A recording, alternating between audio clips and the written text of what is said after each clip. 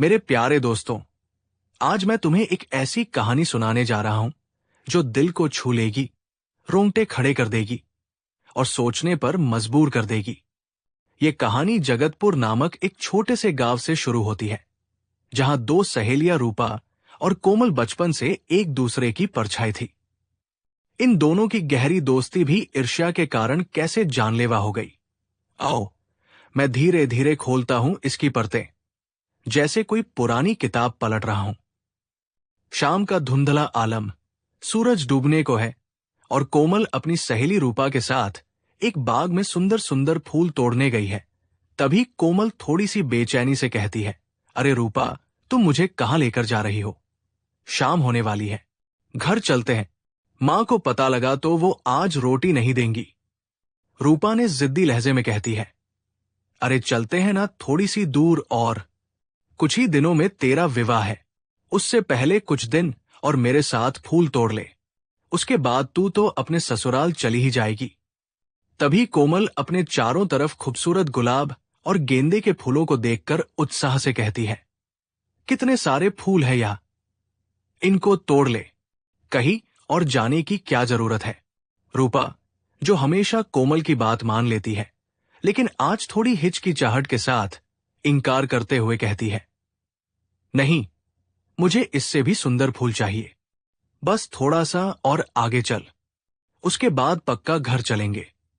रूपा की आंखों में एक चमक आ जाती है। वो मुस्कुराती है। वो मुस्कान जो दोस्ताना लगती है, लेकिन अंदर से कुछ और कह रही है। कोमल ने रूपा की बात मान ली।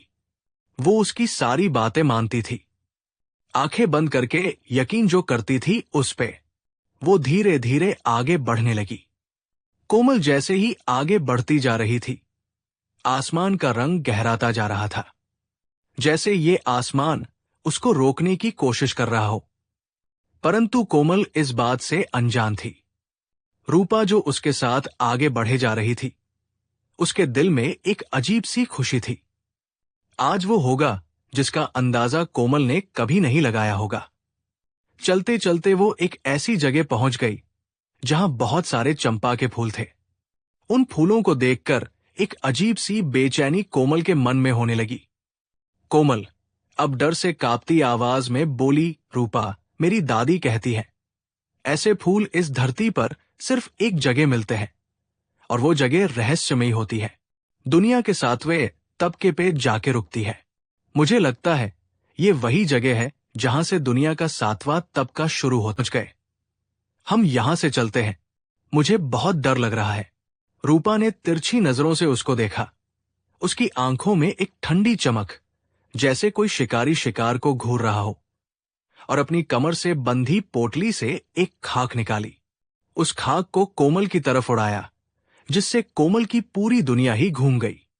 देखते ही देखते एक पीली रोशनी कोमल के शरीर से निकलने लगी, और कुछ ही पल में वो भी एक चंपा के फूल में बदल गई।